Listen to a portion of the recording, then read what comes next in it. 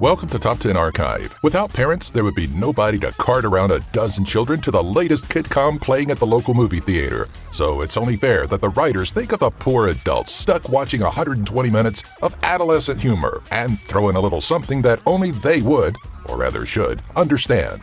Number 10. The Invisible Man's Small Problem. Hotel Transylvania. Think a movie like Hotel Transylvania is only for small children? While the cartoon versions of our favorite mythological monsters is definitely aimed towards a younger demographic, it's not without its nods towards a more adult audience. Take, for instance, the scene where the Invisible Man goes for a dip in the pool and experiences a rather common dilemma among men. I was just in the pool. The water's cold. Don't judge me! That's right, kids are sure to miss this little nod to biology, one that all grown men in the theater could relate to. Number 9. Casey's Confusion, Teenage Mutant Ninja Turtles. What could possibly be snuck into a more adolescent take on the Teenage Mutant Ninja Turtles, a comic book series that was actually known for being a little dark? In an offbeat nod to adult humor, a conversation between hockey mask-wearing Casey Jones and Donatello sees Jones confused by the word claustrophobic. When accused of claustrophobia, Jones retorts that I've never even looked at another guy before, alluding to his confusion of being accused of being a homosexual. Number 8. The Whoville Key Party, How the Grinch Stole Christmas. Those kooky Whovians enjoying their holiday parties just a little too much, throwing parties that only adults outside of the Dr. Seuss realm would know about. Don't know what we're talking about? Remember when the wide-eyed baby Grinch is stuck outside a windowsill peering into a joyous affair? Whovians were tossing keys into a bowl, a common practice on one of two occasions, either when someone is expecting to drink too much or for a key party, which we'll leave you to look up on the Urban Dictionary.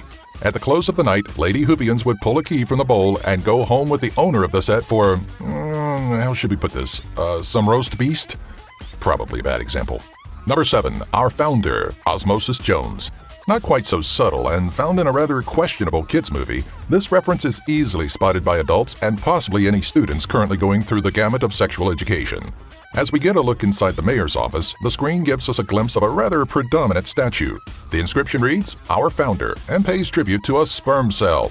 We hope parents were ready to have the talk with their kids thanks to this clever, albeit unnecessary allusion to the sexual processes that took place to produce the ailing Frank Dettori, played by Bill Murray. Number 6. The Fun Part, Robots. In Blue Sky Studios' 2005 cutesy film, we get a look inside the life of robots. The humanoid buckets of bolts are like us in many ways, including one that most children probably didn't catch on to. Robots plays to the fantasy of a stork delivering a baby, but is at least mature enough to acknowledge the process of, well, baby making. In a line that feels far too filthy for a children's animated movie, Lydia Copperbottom explains that, while her husband missed the delivery of the baby, making the baby's the fun part. That it is, Lydia. That it is. Number 5. The Lehman Brothers, Despicable Me. Adult humor doesn't always have to be overly sexualized to the point where we want to shield the punchline from our children.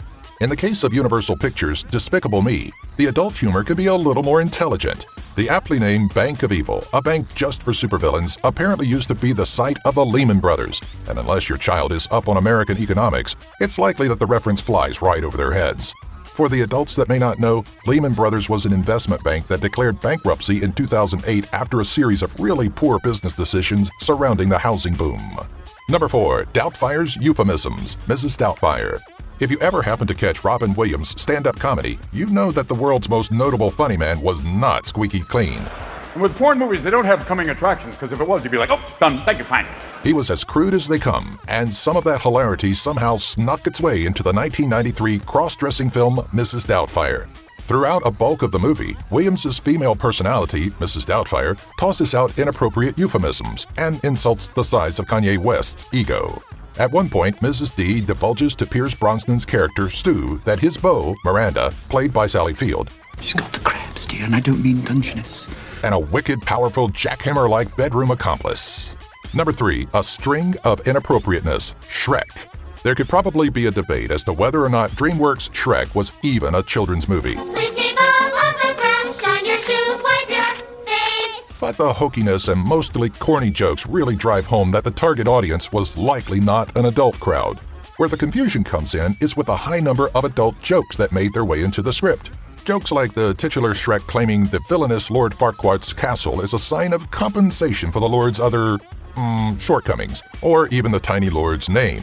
Take out the R and you may hear something completely different. Pay attention and you may also catch some inappropriateness from Robin Hood and his Merry Men and Farquaad's Magic Mirror. Number 2. We Want Children, Hocus Pocus. On the hunt for children to fuel their spell that will keep them alive eternally, the Sanderson sisters were sure to run into a little resistance from the good people of Salem, Massachusetts. Surprisingly, they did come across a presumably lonely bus driver that was far too willing to provide the trio with children.